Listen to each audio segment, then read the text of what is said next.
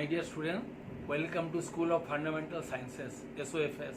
I deliver some fundamental concepts of physics, chemistry and mathematics for JEE Main and JEE Advanced. It will give me great pleasure if you enjoy this. Let us start applied integral calculus. Now actually integral calculus is used to solve differential equation, to evaluate area enclosed by a graph, etc. It has wide application, particularly to solve differential equation and area enclosed by a graph.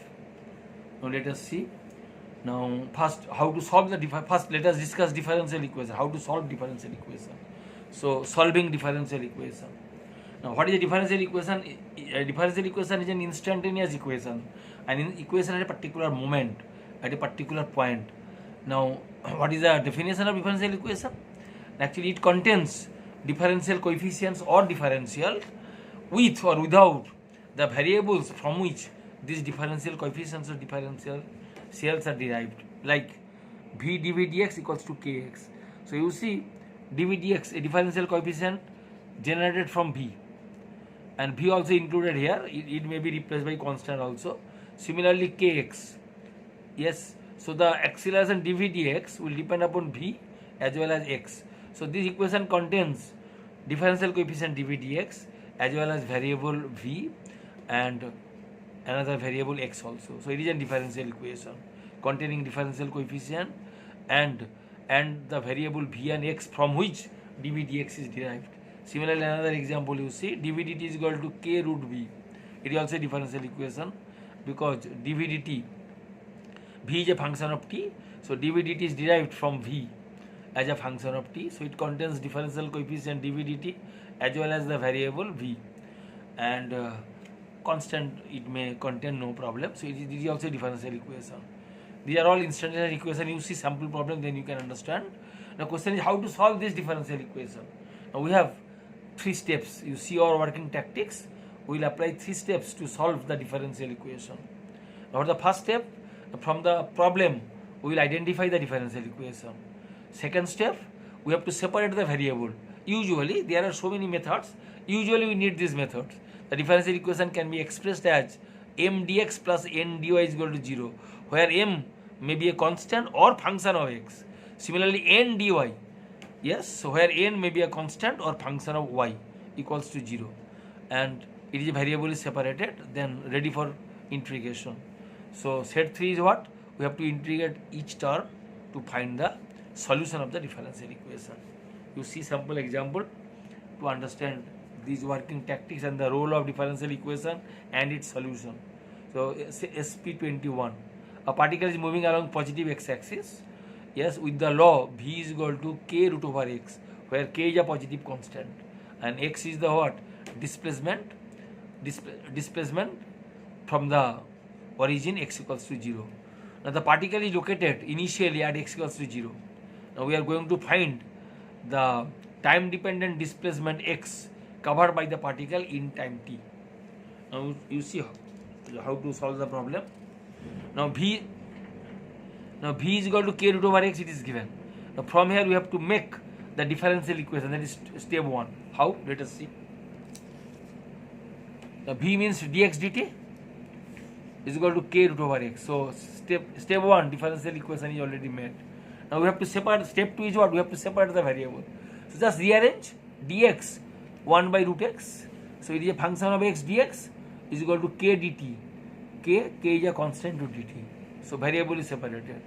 Yes, dx and its coefficient is what? Function of x, and dt, there is no function of t.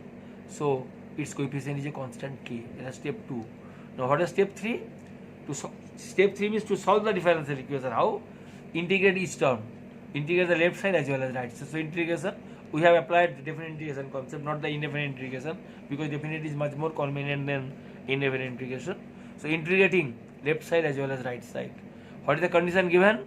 At t is equal to 0, lower limit, x equals to 0 given in the problem. Now at t is equal to t, we are going to find displacement x equals to x. So if we have, what is the integration of 1 by root over x dx? Actually it is x to the power minus half. So what is the result? X to the power minus half plus 1 divided by minus half plus 1. So it will be 2 root x.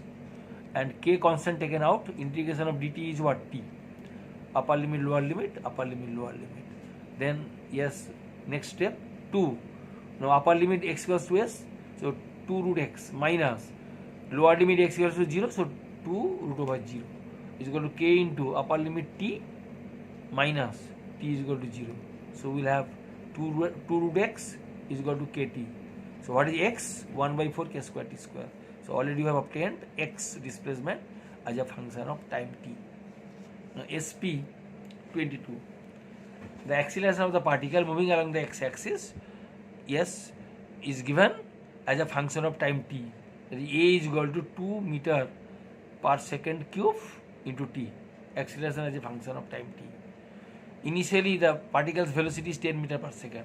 Initial velocity 10 meter per second.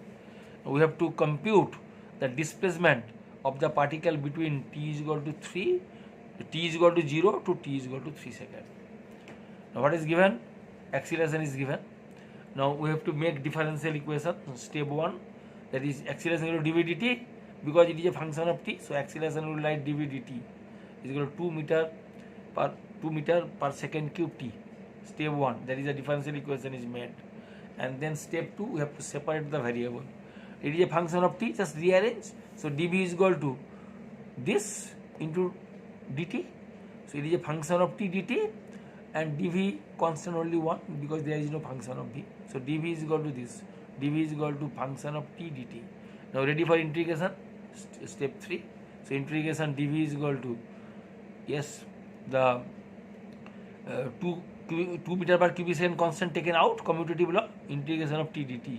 Now lower limit at t is equal to 0 given, v is equal to 10 meter per second. It is given in the problem. And at t is equal to t, we will find the velocity v.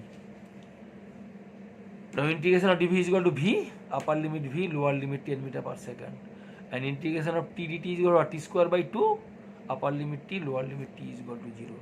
Then our final result v minus upper limit v is equal to v minus 10 meter per second is equal to 2 cancel. So 1 meter per cubic second, t square minus 0 square. When t is equal to t square minus t is equal to 0, 0 square. So v equals to 1 meter per cubic second into t square plus 10 meter per second. It is a velocity as a function of time expressed. But we need displacement. So again, we will make differential equation. Step 1, how? V is equal to dx dt is equal to this one. Step 1. Then separate the variable. It is a function of t. So transfer dt here. That is called rearrangement to separate variable. So dx equals to this dt plus 10 meter per second dt. Step 2. Then ready for integration. So integrate each term. Integration. It will be integration dx.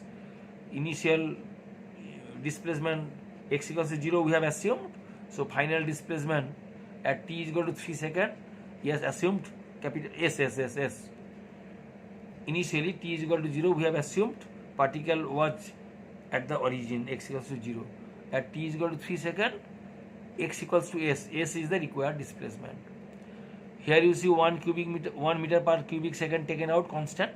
Integration of t square dt, lower limit, upper limit, t0 and t is equal to 3 seconds plus 10 meter per second constant taken out, integration of dt, t is equal to 0 to t is equal to 3 seconds. It is the integration step 3. So this equals to integration of dx means s, upper limit s, lower limit 0. It is what? T square. T square means what? T cube by 3, upper limit 3 seconds, lower limit 0. And integration of dt means simply t, 3 seconds, upper limit 0, lower limit. It will be what? S minus 0, upper limit x equals to s. So s minus lower limit 0. S minus 0 is equal to s. 3 taken out. So 1 by 3 taken out, 1 by 3, 1 meter per cubic second, upper limit 3 second whole cube, minus lower limit 0, so out only 3 second whole cube, plus 10 meter per second, t is equal to 3 second minus 0, so simply 3 second. Now evaluate, it will be 9 meter plus 3 meter, 39 meter. So we will have displacement between t is equal to 0 to t is equal to 3 second. Now SP 23. a particle of mass m moving along positive x-axis experiences a retardation. Be careful, retardation kx. Be careful, acceleration, retardation. Both are dv dt. Acceleration also dv dt, retardation also dv dt. But be careful on sign. If you have acceleration, so v increases with the increase of t, so dv dt positive quantity. If you have retardation, also dv dt. But when t increases, v decreases. So dv negative, dt positive. So dv dt is a negative quantity. Be careful. Here also we will apply accordingly. So our retardation kx, where x is greater than or equal to 0, means x is a positive quantity, is the displacement of the particle from the origin, and k is a positive constant. We have to calculate the loss of kinetic energy of the particle for the displacement x naught from the origin. Now here you see retardation is given as a function of x. Already I have explained, you see. Already I have explained, you see. When velocity as a function of t, the acceleration is dv dt. Retardation also dv dt. But be careful, there is a problem on sign, I will explain. Similarly, if v is a function of x, so acceleration is what? V dv dx. As well as retardation is also equal to what? V dv x. But be careful, sign is very important. You see here, first I have written v dv dx is equal to minus kx. But question is why minus kx? Now let us see the left side. Left side you see v dv dx is a negative quantity. Why?